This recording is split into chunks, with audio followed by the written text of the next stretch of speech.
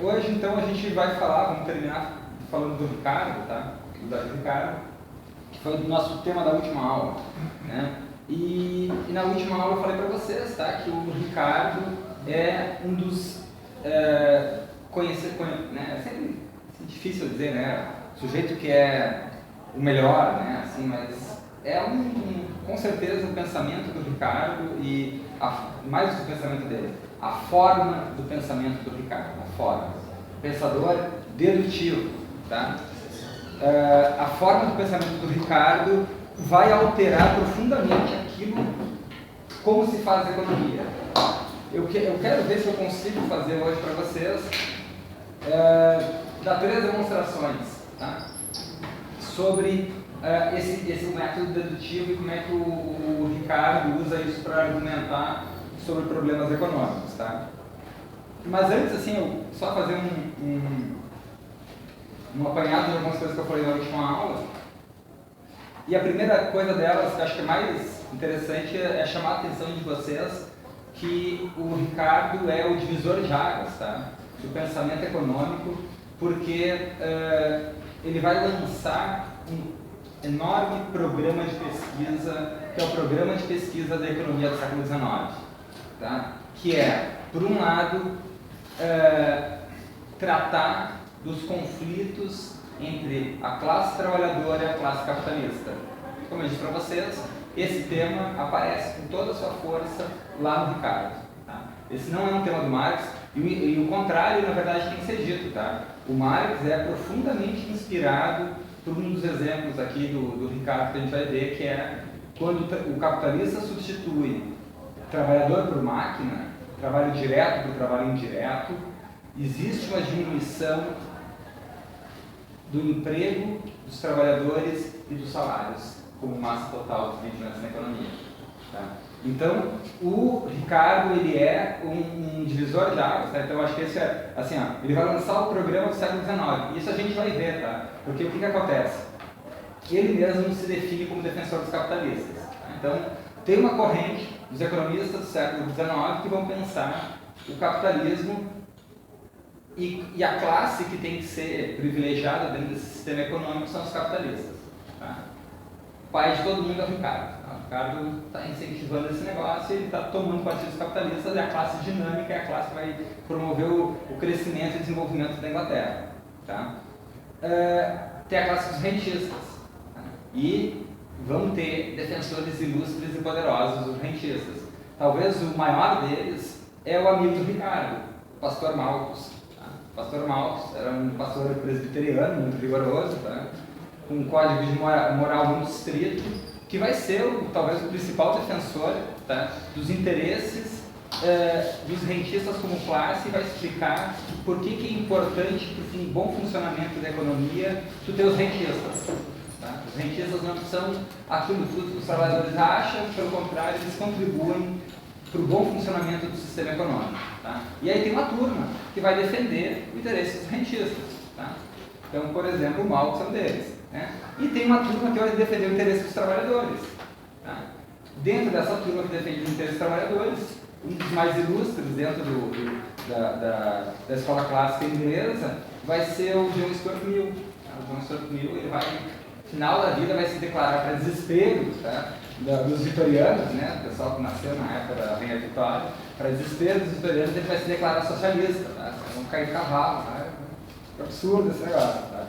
Mas o Hodgkin também é um outro sujeito, né, que vai defender o interesse dos trabalhadores, e um outro sujeito que vai defender o interesse dos trabalhadores é o Marx. Tá? Mas o que eu quero dizer para vocês com isso? Né? Que todas essas 3 vertentes, elas vão pensar os problemas econômicos do seu tempo através do paradigma ricardiano. Tá? Então, a primeira ideia. Tá? O paradigma ricardiano, por um lado, como eu falei também, comentei, né? Ele é dedutivo. Tá? Então, o Ricardo estudava matemática nas horas vagas, tá? E depois, toda vez que ele criava um argumento econômico complexo, ele tentava dar exemplos numéricos. Tá? Isso torna os exemplos deles mais genéricos, né? Mais aplicáveis a uma série de circunstâncias. Tá? Mas tem uma outra coisa que é importante no Ricardo, gente, que é fundamental para a economia, tá? Que é tendência. Tá? Porque o Ricardo vai ser o sujeito que vai enxergar isso mais claro. O que importa tanto para as grandes questões econômicas não são os valores absolutos, os valores nominais. Tá? Os valores nominais dizem pouco sobre a essência dos problemas econômicos. Os problemas econômicos, eles estão muito mais associados a tendências. Tá? A tendência, a grande preocupação do economista não é quanto é que custa a alface ou a cenoura, mas qual é a tendência dos preços desses bens ao longo do ano, ou quando a economia cresce, ou quando o salário cresce, tá? Esse tipo de coisa. Tá? Então é a tendência. Então o mundo do Ricardo ele é interessante porque ele é um mundo de movimento, é um movimento de exatamente tu estar acompanhando o desenvolvimento das variáveis econômicas, né? da proporção, por exemplo, entre as rendas dentro da sociedade no tempo, está acompanhando isso de maneira dinâmica. E a economia neoclássica, que é a que vem depois, ela vai ter uma simplificação metodológica radical, quando vocês verem micro, que é a tal da estática comparativa. Tu tem o gráfico no momento 1, tu tem o gráfico no momento 2. Tá? Aí o cara explica, o gráfico no momento 1, aí se movimenta e chega no gráfico no momento 2. Tá? Mas o movimento do 1 para o 2, a estática comparativa não explica como. Isso é problema da dinâmica. A estática comparativa é um método matemático e a dinâmica é outro. Tá? E a micro usa um arsenal teórico, digamos assim, menos sofisticado, né, em termos puramente matemáticos falando, do que a economia do Ricardo, que está falando em termos de tendência.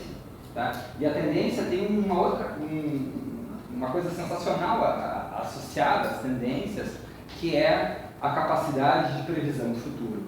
Tá? Tendência prevê o futuro. Tá? Esse é uma coisa fabulosa. Tá? Então, por exemplo, isso que eu estava dizendo, né? Não interessa tanto o preço da ação, por exemplo, se vocês forem pensar, né? R$10 por uma ação é caro ou é barato? Não sei. Tá? O investidor interessa se ela está aumentando ou está diminuindo. Tá? E isso vai formar a decisão de compra ou de venda dele, tá? Mas é a tendência, não é o valor absoluto. Tá? Ou seja, isso tem a ver com uma coisa que vai perpassar todo o pensamento econômico do Ricardo, que é a questão das proporções, tá? Das tendências, das proporções, tá? Das equivalências. Então, essa é uma ideia geral, tá? E em cima disso, então, hoje eu vou falar de 4 assuntos, tá? Teoria do valor e dos preços, que era uma coisa que ficou da aula passada ali que eu não falei, tá? Vamos falar um pouquinho mais da teoria do valor dos preços. Salários e lucros, tendências da produção de emprego e das vantagens comparativas.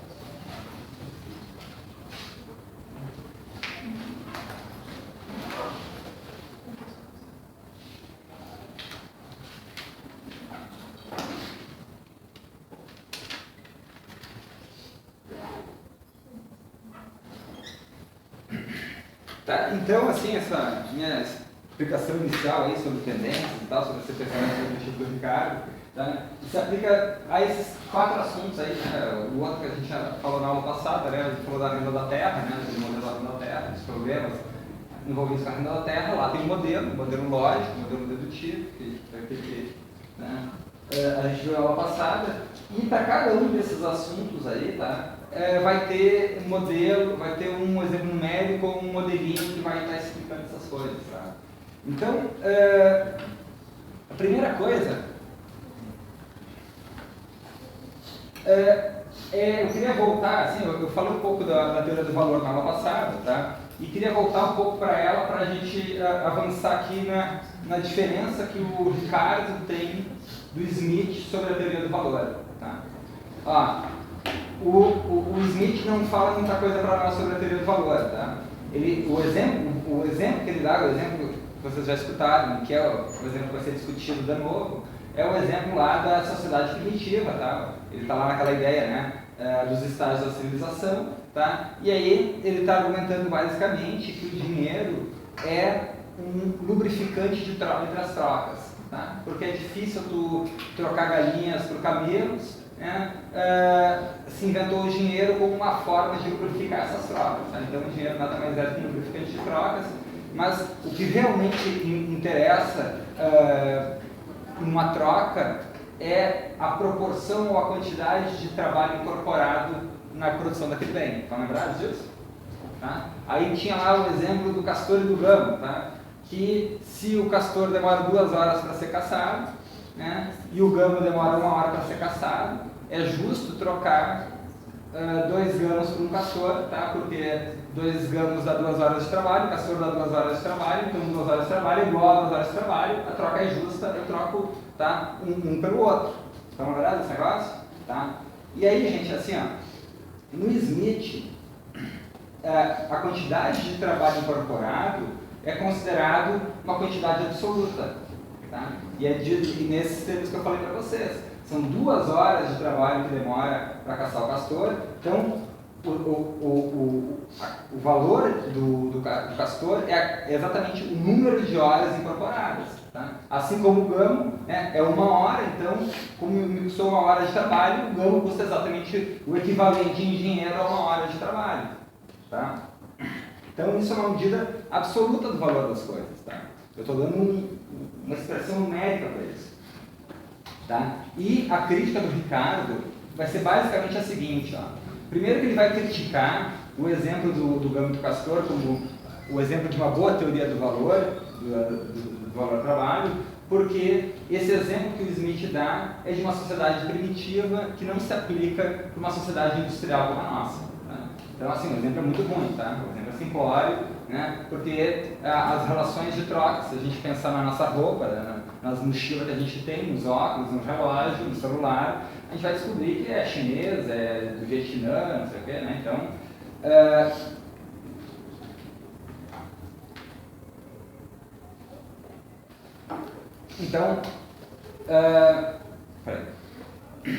então para o Smith, a quantidade de valor incorporado é uma quantidade absoluta. Tá? O Ricardo vai dizer que o valor, né, o que importa do valor mesmo, que a gente pode determinar o que é economicamente interessante, é o valor relativo das coisas. Tá? Por quê? Porque a quantidade de trabalho incorporado na produção de uma mercadoria pode variar. Tá? Então, se a quantidade de trabalho em uma mercadoria pode variar, o valor dessa mercadoria pode variar também. Tá? Ou seja, a quantidade de trabalho incorporado, dependendo da tecnologia, vai variar. Então, o bem vai ter valor diferente de acordo com a tecnologia empregada. Tranquilo isso? Tá? Por exemplo, né, imaginem lá que o sujeito demora 2 horas para caçar o castor.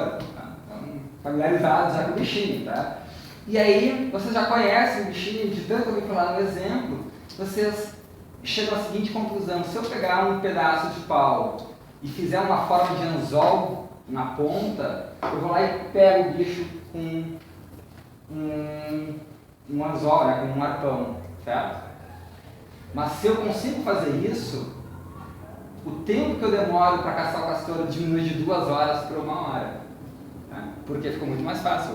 Eu fui lá, peguei uma lança, né, um arpão, usei isso é minha tecnologia incorporada no processo, ok? E o bicho que demorava 2 horas para ser caçado, agora com o meu arpão, demora só 1. Aí, se demora só 1 hora para caçar o castor, quantos gamos vale um castor? Considerando que o processo de caçada do gamo não se alterou. 1? Todo mundo percebe? Não se alterou. Tá? Agora, claro, se a gente inventa um processo novo para caçar o gamo, tá? Que poupe trabalho, que, digamos, diminua para meia hora, né? A gente inventa um laço, a corda e o laço e começa, isso funciona, a gente ganha destreza para fazer isso, a corda economiza meia hora de trabalho em caçar o gamo. Então, o valor do ano diminui. Tranquilo? Tá. Mas aí o Ricardo está dando uma lição fundamental para nós, tá, na nossa sociedade moderna, que é o seguinte: o valor, a medida do valor, que é a quantidade de trabalho incorporado, se altera com o uso da tecnologia. Tá? Ou seja, tem uma nova variável aí, e essa variável que é a tecnologia, ela está no centro do problema econômico do capitalismo, gente. Por quê? Porque é o nosso sistema econômico que, de alguma forma, impulsiona o desenvolvimento de inovações, de novas tecnologias. Tá? Porque, como eu comentei lá no início com vocês, tá? Se a gente olha assim, a história da humanidade, em geral não é assim. Tá? Em geral, os métodos produtivos eles permanecem tradicionais, né? Mesmo quando existem forças da sociedade tentando criar inovação. Né? Então, por exemplo, a Idade Média, todos os exemplos que a gente viu, né? Os caras tolhiam a inovação. E, de repente, a tecnologia, a inovação, ela passa a estar no centro do processo econômico. Tá? E o Ricardo nos dá uma boa pista de por quê. E, basicamente, eu já dou a resposta para vocês, tá? Sem querer fazer suspense. Né? Basicamente porque quando o capitalista troca trabalho vivo, tá? Que é trabalho humano, por máquina, ele consegue aumentar ou manter a sua taxa de lucro e diminuir o total gasto na produção dos bens. Eu vou dar os exemplos para vocês, tá? Mas essa é a ideia. Tá?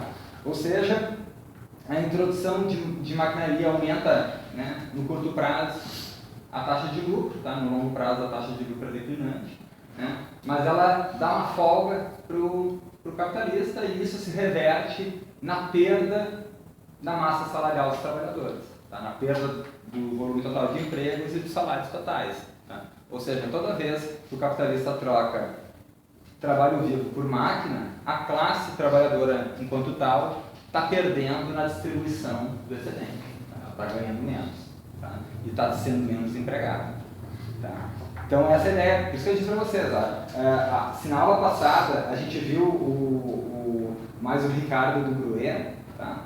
do manual do Bruer, que é essa coisa que eu disse para vocês de microeconomia, né? Porque o modelo dele lá dos rendimentos decrescentes é a base do mundo da escassez da microeconomia, né? A economia é a ciência que estuda a alocação ótima de recursos escassos, tá? E aí a demonstração não é a demonstração ricardiana, tá lá, os recursos escassos estão lá, é aquela coisa que a gente viu na renda da terra, tá? Então, aquele Ricardo é um Ricardo, né, enaltecido pela corrente neoclássica, tá? Pelos marginalistas. Agora, esse Ricardo que eu estou trazendo para vocês agora, né, que está trazendo o problema da tecnologia como um motor dinâmico dentro do capitalismo e que toda vez que o capitalista troca trabalhador vivo por máquina, ele mantém essa taxa de lucro e diminui o seu custo bruto, né, porque ele diminui essa massa salarial. Isso é o Ricardo que está inspirando Marx. Tá? E não só isso, tá? Inspirando o centro, tá? Isso que é interessante lá no Ricardo. Está inspirando o centro do pensamento marxista. Está lá na chincha do negócio, tá? Que nem quando ele explica lá os rendimentos decrescentes, marginais decrescentes, ele está no núcleo da explicação neoclássica da economia. Então, assim, o cara tá atacando os dois lados ali, tá? Então, eu comentei com vocês, né, que a teoria, então, uma crítica que a teoria do Smith faz, desculpa, o Ricardo faz a teoria do Smith, tá, é que quando ele dá o exemplo lá da teoria do valor do trabalho, ele dá uma sociedade primitiva, tá? Uma sociedade onde a tecnologia não é um elemento essencial na produção, tá? Eventualmente até pode ser, né? O cara inventou o arpão lá, ele está alterando os valores relativos da economia, tá? O cara inventou um arpão, inventou um anzol, o cara inventa um aprimoramento técnico que reduz a quantidade de trabalho necessário para produzir o troço, o cara está alterando o valor, tá? Mas a grande questão do Ricardo nem esse exemplo exatamente, Porque ele está preocupado com a teoria do valor que caiba numa sociedade industrial como a nossa. Tá? Uma sociedade onde os bens sejam reprodutíveis em escala. Tá? Ou seja, né, onde as firmas tenham preocupação com escala de produção. Isso é o mundo industrial. Tá? É o mundo industrial que tem preocupação com escala. Né? A sociedade primitiva não cogita pensar nesses termos. Né? Agora, numa sociedade industrial, onde a indústria produz uma linha de montagem, produz em série. Né? Um dos elementos fundamentais do lucro do sujeito é a escala que ele consegue ter. Né? E isso tem a ver com o tamanho dos mercados, né? Com a proximidade dos postos, aquelas coisas. Tá? Então, também só para deixar mais claro, tá? Uma outra grande distinção aqui que o Ricardo faz, tá? Naquela história do trabalho contínuo, tá? No trabalho necessário para a produção de uma mercadoria. Só que no Ricardo, o trabalho contínuo, né,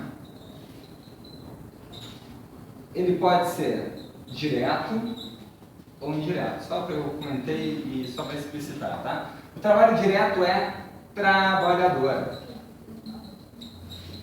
E o trabalho indireto é máquinas.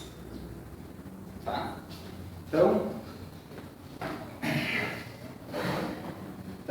Então, esse trabalho direto é pago na forma, tá, dos salários aos trabalhadores. Tá? Esses salários eles são de subsistência. Eu comento um pouco mais depois para vocês, mas o Ricardo, a ideia central, né, qual é o preço do salário? O salário é um preço fundamental da economia. Qual é o preço do salário? Tá? O preço do salário é aquele valor monetário que permite a subsistência do trabalhador.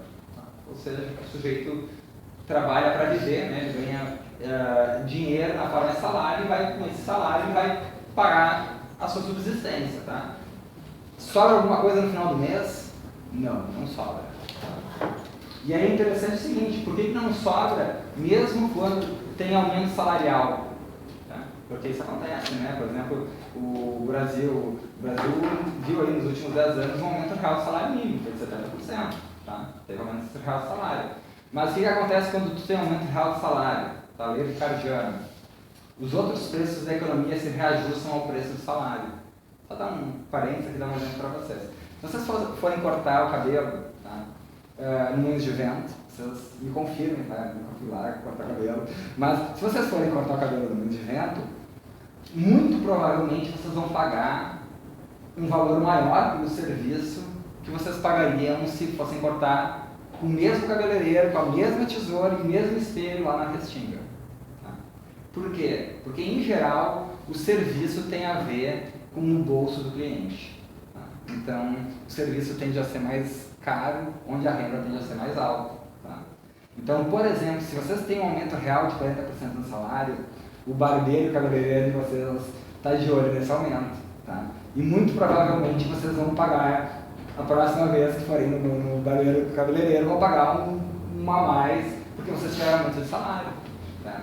E o mesmo acontece, lamento informar para vocês, com todos os outros bens consumidos pelos trabalhadores. Tá? Por exemplo, o aluguel, que é o assunto que a gente comentou na aula passada, né? O que acontece? Um fator que puxa o preço do aluguel para cima é o aumento do salário. Porque exatamente o rentista participa, né? Assim como ele participa de uma parte do lucro do lojista, né? Porque ele vai cobrar o aluguel não conforme a metragem quadrada exatamente, mas conforme a capacidade de gerar receita do sujeito. Tá? Então, quanto mais privilegiado for a localização, né, mais o sujeito cobra por ela. Por quê? Porque a quantidade de dinheiro que o sujeito consegue fazer naquele lugar é proporcional. Tá? Então, né, por isso que é mais caro. Tá? Então, o que acontece? Toda vez que o salário aumenta, os preços relativos associados aos salários aumentam também. Então, mesmo quando tem aumento real do salário, os trabalhadores não conseguem sair do nível de subsistência. Tá? Então, essa é... Bom, mas deixa eu dar um exemplo para vocês, tá? Que é o exemplo seguinte, ó. Melhor, né? O exemplo, na verdade, do Ricardo não é do Gamo e do Castor, mas é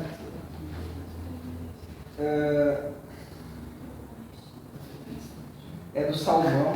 Eu acho que é o salmão e do Gamo, se não tem enganado. Tem salmão no meio, né? Mas olha só, vamos dar um exemplo, o primeiro exemplo numérico aqui, tá? Ó, imaginem dois produtores, tá? O fazendeiro e o fabricante. Exemplo típico, como eu comentei com vocês, tá? Uma questão de método aqui, né? Exemplo típico do Ricardo, tá? Então, tu tem o fazendeiro e aqui tu tem o fabricante, tá? Cada um deles vai ter 100 trabalhadores, tá? Uma medida, né? 100 trabalhadores em um ano aí, tá? De trabalho. O objetivo do exemplo é mostrar a alteração na composição do valor. Tá? Como é que isso acontece? Né? Isso tem a ver, como eu disse com vocês, com a introdução da tecnologia. Tá? Então, são o exemplo é 2 anos. Tá? Então, primeiro ano. Então, o fazendeiro. Tá? O fazendeiro no primeiro ano. Ele vai produzir grãos. Tá?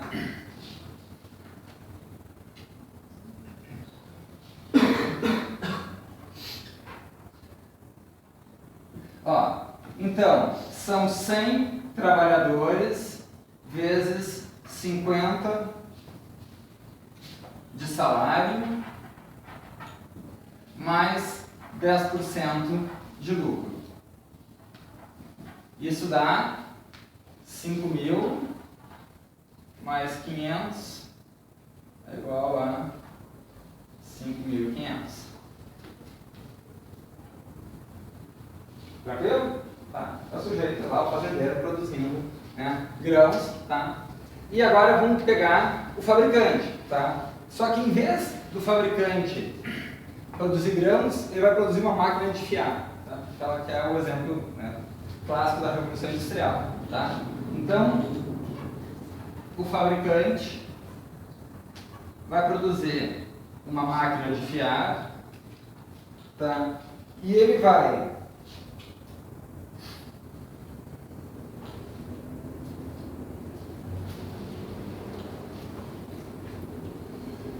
então, vai pegar os 100 trabalhadores, né? Vai pagar 50 de salário, vai botar 10% de lucro e o valor da máquina vai ser 5.500. Ou seja, no final do primeiro ano de produção, o fabricante e o fazendeiro vão estar contratando 100 trabalhadores, pagando 50 de salário e gerando um produto no valor de 5.500. Tranquilo? É a mesma coisa.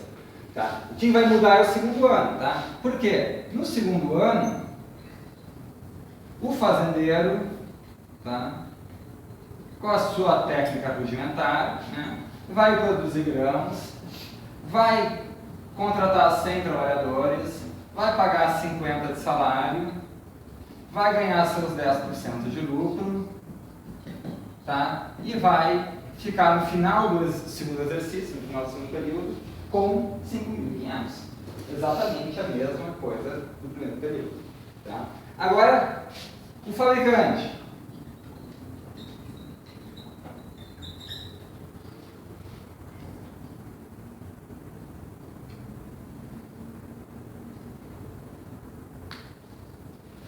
O fabricante agora vai fiar. Tá? Ele fez a máquina no primeiro ano e no segundo ano ele vai produzir, vai fiar. Tá? Ou seja, ele vai pegar os seus 100 trabalhadores, pagar 50 de salário e vai fiar. Tá? Mas o que acontece então? Qual é o cálculo? Né? É 100 vezes 50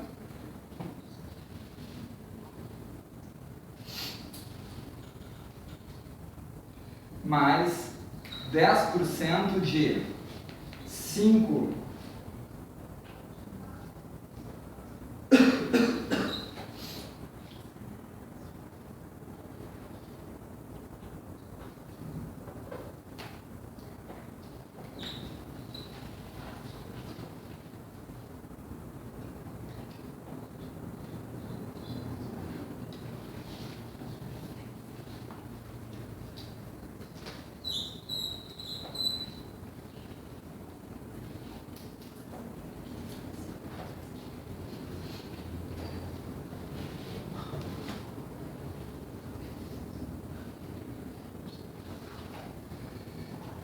Tá, então o que vai acontecer aqui? Nesse segundo ano, o fabricante ele vai fazer fio, tá? Só que os 10%, então aqui ó, o salário que ele vai pagar para o sujeito e a quantidade de trabalhadores não muda, tá? Então isso aqui não muda. Agora, esses 10% vão ser sobre o capital que ele está correndo esse ano e mais o capital do ano do exercício anterior, porque a máquina ficou como um bem, né? Ela se acrescenta quando tu cobra a tua taxa de lucro, porque ela é parte do teu capital, tá? Então, o que acontece? Ó? A remuneração do lucro vem de acordo com o capital investido, não lembrados disso? Tá? Se o capital investido, então, é os 5.500 lá da máquina, mais os 5 do segundo ano, tá? Eu tenho um capital investido, que a taxa de juros tem que ser relativa a esse montante, tá? Então, por isso que eu tenho uma alteração na composição do valor. Tá? Então, introduziu a máquina, introduziu uma inovação, né? E o que acontece? Essa máquina que foi introduzida no primeiro ano, ela é exatamente o trabalho indireto do segundo. Ela conta como trabalho indireto do segundo ano, né? Porque é aquele trabalho que foi cristalizado na forma de uma máquina. Tá? É um trabalho que não foi perdido no processo produtivo quando ele se transformou, né? Numa coisa de valor, tá? Que vai entrar na produção do ano seguinte. Então, se ela entra na produção do ano seguinte, ela entra na composição do valor. Se ela entra na composição do valor, ela altera o valor em relação ao fazendeiro, por exemplo, que está usando a mesma quantidade de trabalho. Tá? E isso, né, isso se repete no terceiro ano, isso se repete, tá? Progressivamente, todas as vezes, porque esse trabalho indireto, esse trabalho incorporado aqui, permanece como uma parte do investimento do capitalista. Tá? Então, esse exemplo está lá no slide, tá? Dê uma olhadinha.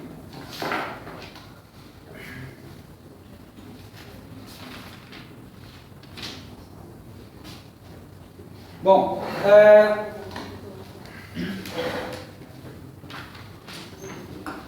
então, também acho que uma outra coisinha, tá? Então, assim, ó, esse exemplo também mostra uma outra coisa, tá? Mercadorias iguais podem ter valores diferentes, né? Isso por quê? Isso depende da proporção entre trabalho direto e trabalho indireto, vai dizer o Marx, a composição orgânica do capital, tá? De acordo com o local onde esse negócio é produzido. Tá? Então, dependendo se a produção em determinado lugar é mais intensiva, vou dar um exemplo para vocês. Né? Setor da construção civil, por exemplo. O setor da construção civil no Brasil ele é um setor mais intensivo em mão de obra. Tá? Nos Estados Unidos, o setor da construção civil ele é mais intensivo em capital. Então, por exemplo, né? Aqui, se vocês querem fazer um telhado para garagem, tá? Tu liga para o pedreiro, vem dois pedreiros, eles encomendam material, madeira, ripa, tábua, parafuso, né? Sobem, fazem a tesoura, isso e aquilo, prendem o telhado no negócio, demora uma semana para fazer o troço. Tá? Custou, sei lá, R$1.000. Tá? Nos Estados Unidos, tu quer um telhado de garagem, o sujeito chega numa loja que vende telhado de garagem, pega um andaime, tá? Pega um telhado pronto, bota em cima do caminhão, tá? Leva para casa do sujeito e joga o telhado em cima da casa. Ele abre assim, ele abre pronto. Tá? O sujeito demora, sei lá, 20 minutos para instalar o telhado em cima do negócio. 10 parafusos depois o telhado está pronto. Tá? Isso em tudo, gente. Tá? Isso não é coisa do século XX, tá? Século XXI. Né? Se vocês olham a Bauhaus, que é uma das escolas de arquitetura famosas da Alemanha, da década de 20, vocês veem os caras montando uma casa em 15, 20 minutos, tá? O cara vem com um guindaste, bota a parede de um lado, que já está pronta, bota do outro, é que nem um Lego, assim, tá? Só que em tamanho maior, tá? Isso, o que interessa para o economista, né, no exemplo, né? Uma casa que o cara monta que nem um Lego, assim, em 15, 20 minutos, é uma casa, são métodos construtivos intensivos em capital, intensivos em tecnologia. Tá? Enquanto que o nosso modo de produzir casa, que é com reboco, com argamassa, com essas coisas, tá? Com telhado de madeira que tem que fazer, não sei o quê, ela é intensiva em trabalho, tá? Então, existe, por exemplo, se a gente for olhar uma casa equivalente no Brasil e nos Estados Unidos, a composição de trabalho direto e indireto, ou seja, de tecnologia e de trabalho, lá e aqui vão ser diferentes, tá?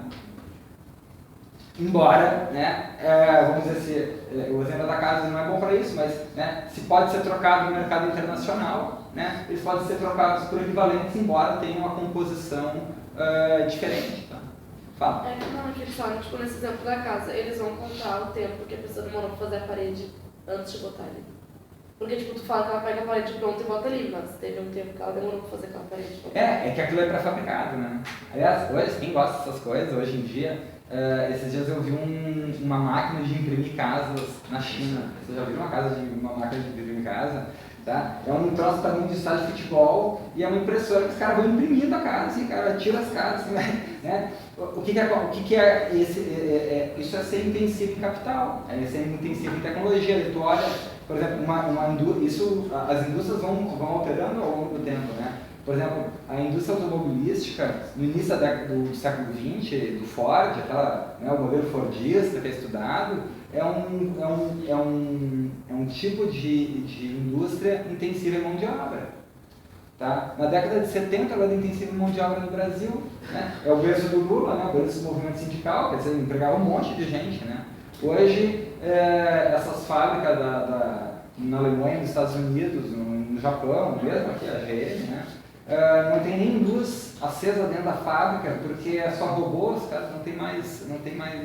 Aliás, a Honda, né, por exemplo, hoje a Honda é uma grande desenvolvedora de robôs, porque eles automatizaram tanto a fábrica, o chão de fábrica da Honda, que eles não tinham mais funcionários, só tinha equipe de engenheiro lá.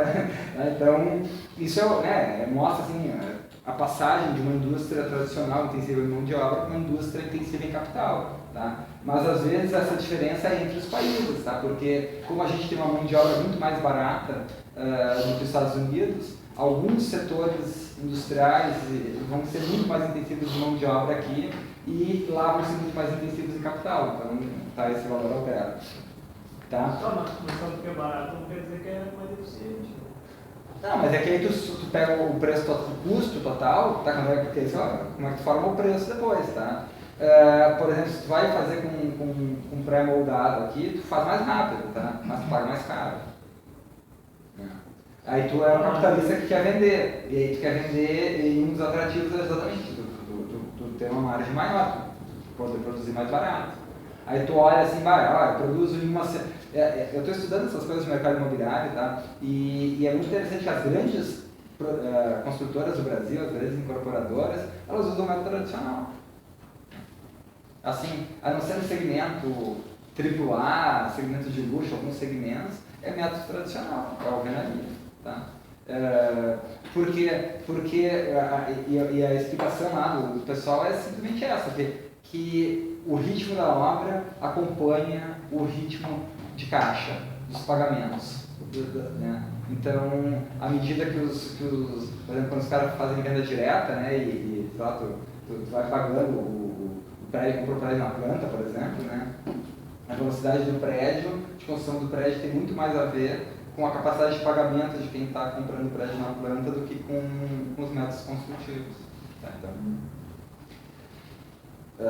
bom, e faz diferença, tá? O preço do método construído faz diferença, então tu tem basicamente outras variáveis. Tá?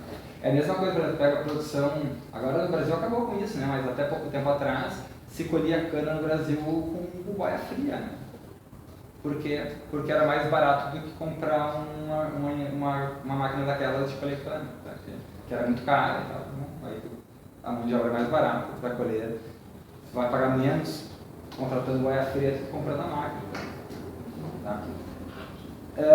Bom, então...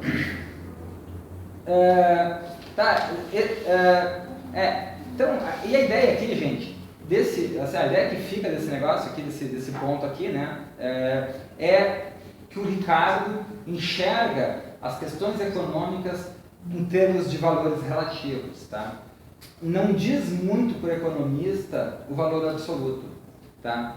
Dizer que alguma coisa custa 3 não é dar uma informação relevante para um economista. Agora, dizer que a tendência de preço é de 3 para 4, ou de 4 para 2, ou isso é uma coisa, ou que vai ficar estável, isso é uma informação relevante. Tá?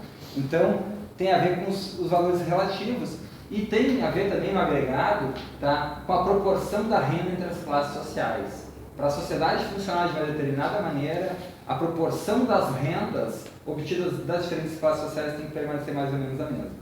Tá?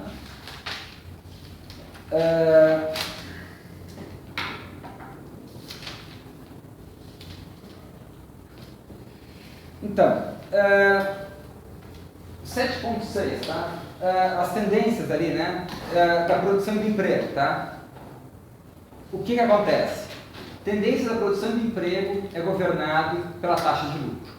Tá? Esse é o negócio, né? O que se produz, o quanto se produz e o quanto se emprega tem a ver com a taxa de lucro. Agora, o Ricardo vai formalizar, levar um pouco mais longe, a ideia de que no sistema capitalista a tendência da taxa de lucro era declinante. Tá? Ou seja, no longo prazo o lucro tende a ser menor. Explicação para isso. Por quê? Porque à medida que a sociedade progride, a sociedade avança, a população aumenta, os salários ficam mais altos. Tá? É a explicação da renda. Tá? Se os salários ficam mais altos, o que acontece com a taxa de lucro? Diminui. Então a tendência de longo prazo é um aumento nominal do salário, tá? Não é um aumento real. Qual é a diferença entre aumento nominal e aumento real? O aumento nominal é a quantidade de moeda que tu ganha, a quantidade de cédulas. O valor real é a quantidade de bens que tu consegue comprar com aquele negócio. Tá? Então é bem interessante. Por exemplo, tem vários estudos, por exemplo, qual é o valor real, né, de um salário. Tu pode medir ele em Big Macs, por exemplo. Né? Aí tu descobre o valor real dos salários no Brasil é bem baixinho, tá? Porque compra poucos Big Macs. Tá? Eventualmente o preço do Big Mac está caro, tá? Mas, né? É uma medida de valor real do salário, tá? Ou quantos quilos de arroz, ou quantos quilos de açúcar, né? Bom. Então, tem um capítulo que é um capítulo clássico do Ricardo, que é o que eu vou comentar com vocês agora, tá? Que é um capítulo, o nome dele é Sobre a Maquinaria, e é um dos capítulos. Gente,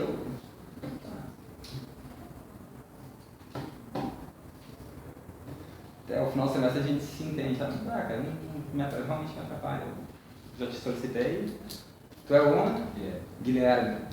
Eu tinha combinado com vocês no início do semestre, a terceira advertência era a perda do ponto extra, tá? Tá, tô de uma boa. Sei qual é a dificuldade, pode falar.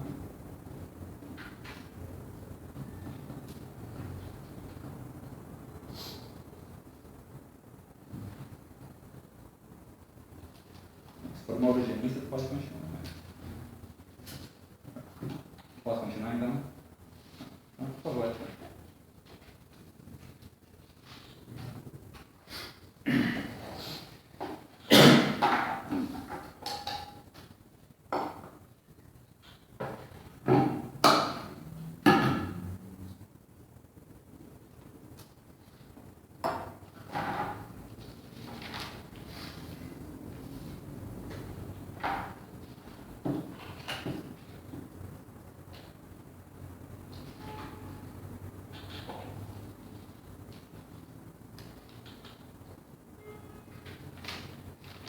Bem, então, capítulo da maquinaria, tá? Esse capítulo está na apresentação que vocês têm lá no final do semestre, tá? E eu acho que... Precisa de preparação? Tá, acho que dá para passar aqui, tá? Então, assim, ó, acho que um dado que eu já tinha comentado com vocês, tá? Que o Ricardo, ele vai ter uma interlocução durante toda a vida dele com Malthus, tá? E é uma das controvérsias mais interessantes, uma das discussões mais interessantes aí desse período, porque o Ricardo é o defensor dos capitalistas, tá? Então, acho que um colega de vocês levantou uma dúvida no final da aula passada que eu acho que eu não deixei muito claro, tá? Que tem aquela controvérsia dos cereais, né? E o Ricardo, na verdade, né, se importa ou não cereais do resto do mundo, porque o cereal na Inglaterra é muito caro, tá? E o Ricardo vai ser a favor da importação, tá? Ele vai querer, mesmo sendo dono das terras, e a renda da terra vem do preço do cereal, ou seja, quanto mais alto o preço do cereal, melhor para o dono da terra, tá? Ele vai dizer, mesmo eu sendo dono da terra, tá? Eu sou contra a lei de cereais porque a renda da terra é um sintoma da riqueza do país, não uma causa do sintoma do país, tá? A causa do sintoma do país tem que ser salários baixos para produção industrial, tá? Porque o carro-chefe do desenvolvimento da sociedade é a produção industrial, tá? E o Ricardo não consegue, logo que ele propõe, a medida vai ser aprovada depois, tá? Não consegue quebrar a lei dos cereais, tá? A lei dos cereais ela continua em vigor no período de vida do Ricardo. E quem vai ser um dos grandes defensores da lei dos cereais, ou seja, defensores dos rentistas, vai ser o Malthus, tá? E eles vão estar trabalhando mais ou menos dentro do mesmo modelo lógico aqui, que é isso que eu estou falando para vocês, em termos das classes sociais, em termos do conflito das classes sociais, tá? E tendo como pano de fundo também a questão do fluxo circular da Atlas, né? Tá? Agora, quando o Ricardo escreve o tratado dele, ele tem um capítulo famoso, tá? Que é a posição dele sobre a introdução de máquinas. Tá? Então, ele está falando lá da introdução de máquinas, né? O capítulo é sobre a maquinaria. Tá? E na primeira e segunda edição do livro, ele aceitava a ideia de que o incremento das máquinas beneficiaria toda a população, o conjunto da população. E ele tem uma controvérsia com o Malthus sobre isso, tá? Porque o Malthus, eu falei para vocês, ele é defensor dos rentistas e ele vai apontar um grave problema nos capitalistas, tá? Que é a sua sede insaciável por lucros, tá? E essa sede insaciável por lucros traz problemas. Tá? Então, digamos assim, né, os capitalistas, na controvérsia lá do Ricardo com o Malthus, estão sob ataque do Malthus, tá? E o Malthus ele vai fazer, então, o Ricardo mudar de ideia, tá? O Ricardo, quando sai a terceira edição do tratado dele, de economia política, ele vai dar um exemplo numérico, tá? De como a introdução da maquinaria faz reduzir o total de salários, tá? Que é o produto bruto. Então, exemplo 2.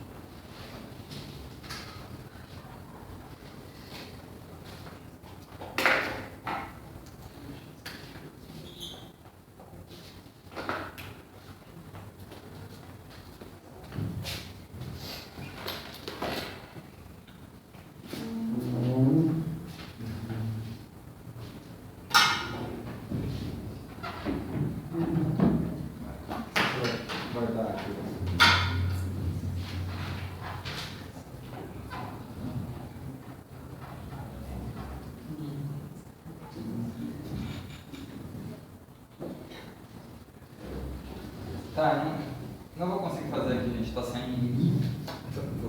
Tô sem pincel aqui, tá? Nenhum dos dois aqui, tá? Vocês conseguem enxergar aqui? Não, não. Bom, tá, então, tema de casa para vocês, tá? Dá uma olhadinha lá no modelo, tá? É um modelo simples, tá? E a ideia é a seguinte, ele está trabalhando com dois conceitos básicos do PESNET, tá? O produto bruto e o produto líquido. Né? O produto bruto é salário mais lucro, produto líquido é só lucro. Tá? Imagina que eu tenho a renda da terra. Tá? E o exemplo numérico dele vai mostrar que com a introdução da maquinaria, o produto líquido permanece o mesmo e o produto bruto, ou seja, os salários se reduzem com a introdução da maquinaria. Tá? Então tem um exemplo numérico ali. Tá? eu não sei, é que eu queria passar esse exemplo porque eu não me lembro, mas eu abri o estudo dirigido sobre o Ricardo hoje, e até a última hora eu não tenho um exemplo numérico desse, não me lembro se eu botei lá. Tá, bom, se eu botei, terça-feira eu apresento para vocês, senão, tá, deixa aqui, que é o exemplo, e vocês podem estudar ali no PowerPoint, tá ali ou tá no Monkey, no Grue também, tá? Então, esse é o ponto ali da ideia da introdução da maquinaria. E o exemplo é bom, gente, porque assim, ó, é um exemplo de caráter dedutivo, tá? Que vai estar no centro da controvérsia lá do Marx, quando ele escreveu o Capital. Tá? Então, por isso que os marxistas, de uma maneira geral, gostam da teoria do valor do Ricardo, porque exatamente ele introduz o papel da tecnologia e a tecnologia funcionando em desfavor dos trabalhadores, a favor dos capitalistas. Tá? E por que eles fazem isso? Né? Ó, a introdução da tecnologia, ela entra na dinâmica capitalista porque a tendência da taxa de lucro do capitalista é declinante. Tá? Então, quando ele vê que a taxa de lucro está declinando, ele vai ter que achar soluções para interromper esse negócio. Tá? E a grande solução para diminuir essa tendência declinante é o uso da tecnologia. Tá? Só que o que acontece? O capitalista usa, a tendência de lucro está caindo, ele usa a tecnologia, tá? A taxa de lucro dele aumenta, mas depois ela volta a cair. Tá? Ela continua caindo. Então a tendência, né, toda vez que introduz a tecnologia, aumenta a margem de lucro e a tendência é esse troço cair no médio e longo prazo. Tá? Então, essa ideia, a ideia de tendência introduz essa ideia de longo prazo, né, no pensamento econômico. Tá? Então, isso tem outra consequência do ponto de vista histórico. Porque, assim, esse período do Ricardo, que é a partir de 1800, ele morre em 1822, é um período que vai ser um enorme período de convulsão social na Europa. Tá? Tu vai ter um conjunto de revoluções, né? Tu tem pelo menos no período todo, tu tem dois grandes acontecimentos no século XIX, que é 1848, tá? Que é quando o Marx escreve o Manifesto Comunista, é um ano de manifestações dos trabalhadores na Europa toda. 1870 vai ser a Comuna de Paris, tá? E durante todo esse período, os Fabianos, tá? Não confundir com os Fabianos, tá? Os Fabianos, eles vão estar ativos na Inglaterra, fazendo, você sabe o que? Vandalismo. Tá? Eles vão estar depredando as máquinas. Tá? Vai começar a surgir na Inglaterra inteira movimentos autônomos de trabalhadores que pegam qualquer coisa que eles têm nas mãos ou vai na mão mesmo e começam a destruir as máquinas. Tá? Isso é uma tendência generalizada. Tá? E esse troço assume área de convulsão social. Tá? Então tem que vocês veem de vez em quando aqui, tropa de choque, cavalaria na rua, tá? Repressão, e esses movimentos de trabalhadores são duramente reprimidos, tá? É um auê o negócio, tá? E ao mesmo tempo eles colocam em risco os investimentos capitalistas, tá? Então, né, as novas tecnologias, elas estão sob fortíssima suspeita, tá? Então tem história de máquina que tem que chegar escoltada para dentro da fábrica, por exemplo, tá? Porque os trabalhadores estão querendo botar fogo no negócio, tá? E no meio dessa confusão, o Ricardo me aparece um argumento matemático que mostra que, de fato, a vida dos trabalhadores piora na produção de máquinas. Tá? Os caras queriam fazer picadinho do Ricardo lá no parlamento. Tá? Mas o Ricardo, né, como eu disse para vocês, tá? Isso é uma coisa muito interessante, gente. Assim, uma coisa é a nossa condição de classe, tá? Outra coisa é o que a gente pensa. Né? O Ricardo, todas as vezes, né, eu falei para vocês, o cara era membro lá da aristocracia, ele é contra a forma, né, a lei dos cereais, tá? Ele é contra que o alimento seja caro, embora ele seja beneficiado direto disso. Tá? Então, nesse caso, né, ele defende os capitalistas, tá? Mas quando ele dá o exemplo da maquinaria, dá um terremoto no negócio, tá? Porque inclusive, assim, né, como eu disse para vocês, o Ricardo passa a ser visto como o patrono da economia neoclássica. Quem leva a culpa por esse argumento é o Hodgkin, tá? Porque o Hodgkin vai ser um socialista agitador, socialista ricardiano, tá? E aí, bom, esse argumento que a maquinaria piora a vida dos trabalhadores é do Rothschild. Cara, vocês podem ler nos manuais, assim, negócio, nos neoclássicos, os caras tentam planejar lá do Ricardo, mas isso está no centro do argumento do Ricardo, tá? Isso está lá na análise central do funcionamento do capitalismo dele, da dinâmica de introdução da tecnologia, tá? Então, esse é o assunto, tá? Então é o ponto 7.6, tá? Que é o assunto aí da maquinaria, da introdução da maquinaria. E o último ponto sobre o Ricardo, gente, é a sua teoria do comércio internacional, tá? A teoria do comércio internacional do Ricardo é chamada de teoria das vantagens comparativas, tá?